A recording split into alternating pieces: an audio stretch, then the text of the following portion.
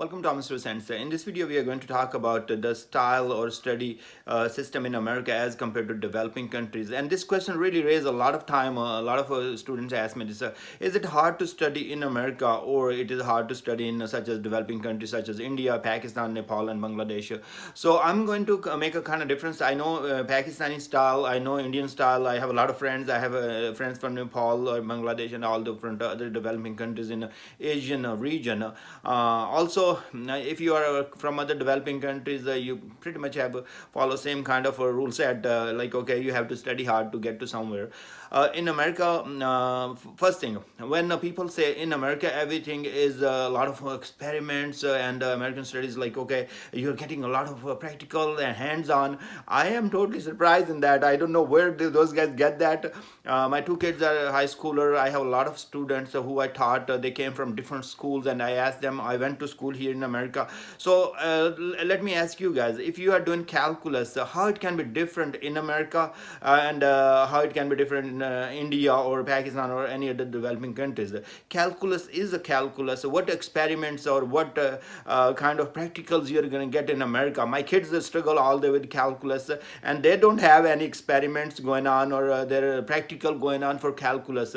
There is a lot of chemistry subjects they have taken. I have taken Java, C Sharp, and all those database courses in universities. What practical we are talking about here?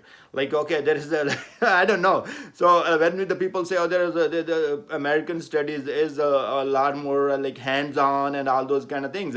Actually, if I was listening to this national radio broadcast, they are actually going in a different direction. They're saying Germans are actually given more hands-on trainings as compared to America. If you see the internship programs, if you see apprenticeship programs in Germany and other countries, where the people or students goes with and work with automobile companies, or they work with the real-time companies and get hands-on experience, as compared to Americans, it's a more theoretical system. So if you want to go and figure out, I have listened this debate on the NPR national radio broadcast, like.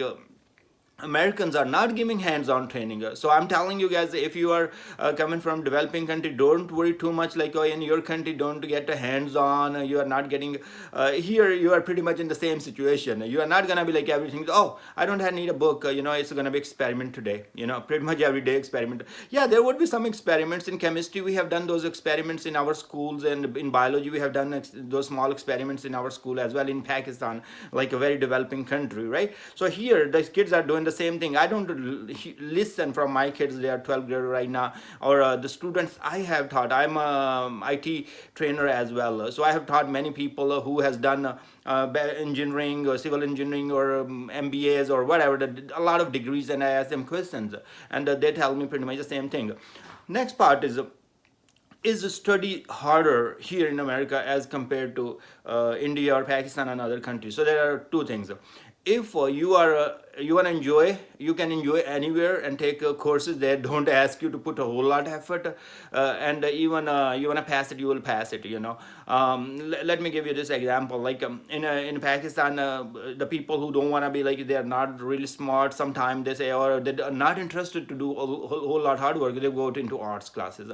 So think about that. In America, it's the same thing. STEM, science, technology, engineering, and math, and that's where all those foreigners comes and try to find a job here, because they, first of all, they are doing the degrees in STEM. So if you are in a STEM, if you are doing electrical engineering in India or Pakistan, if you are doing medicine, if you are doing nursing, if you are doing biology, chemistry, physics, and all that, you are doing in any developing country, and you are here in America, there is not going to be difference. So you have to work harder. So you have to remember those formulas in chemistry. You have to do calculus. So you have to finish those math problems and all that to finish your education. So STEM degrees is really hard. And it doesn't matter which country you are, if you are really interested in arts and all that, yeah, that can be a little easy on your brain. So if you have to remember all those formulas or have to practice those math questions or physics numericals, you have to put effort. So it is hard on your brain. I understand. I have done that, and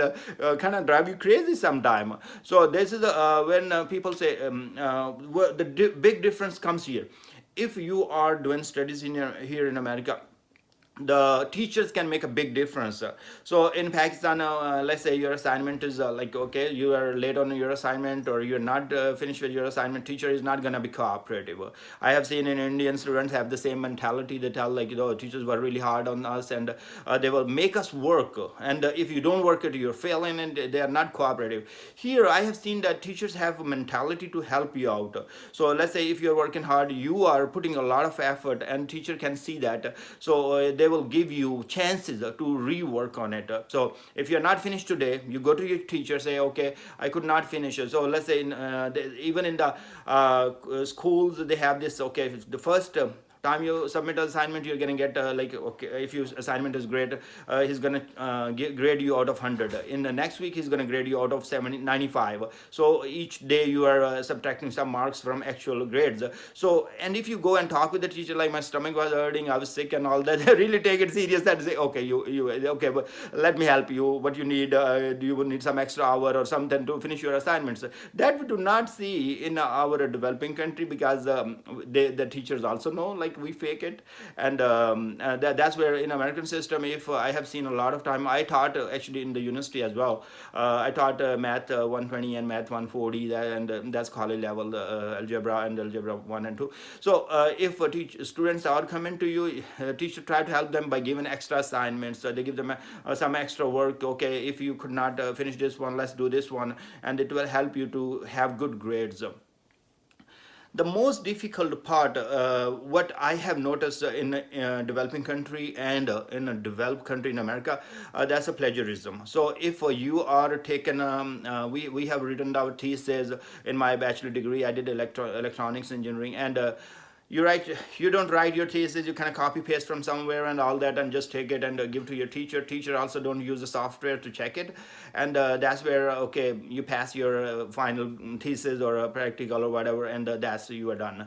Here one of the things, a lot of writing part happen. So teachers are, if you are doing calculus, you are doing STEM degrees, you don't need to worry too much. Like, you are writing Java code, you have to write it. You're writing C sharp or Python or any code or database, you have to write it. It's not going to be really do like, okay, you're going to copy that assignment from internet and give to the teacher. You're going to write that. You want to learn it because you want to get end into a job. So but if you are writing, I have done that, like, the networking, there was some things I had to write it, and it was very hard for me to come up with the English. And there is a lot of rules, like, okay, that you can take 10% of from the internet or 5%, and this line should not be exactly matching with another line, so they have software to find it.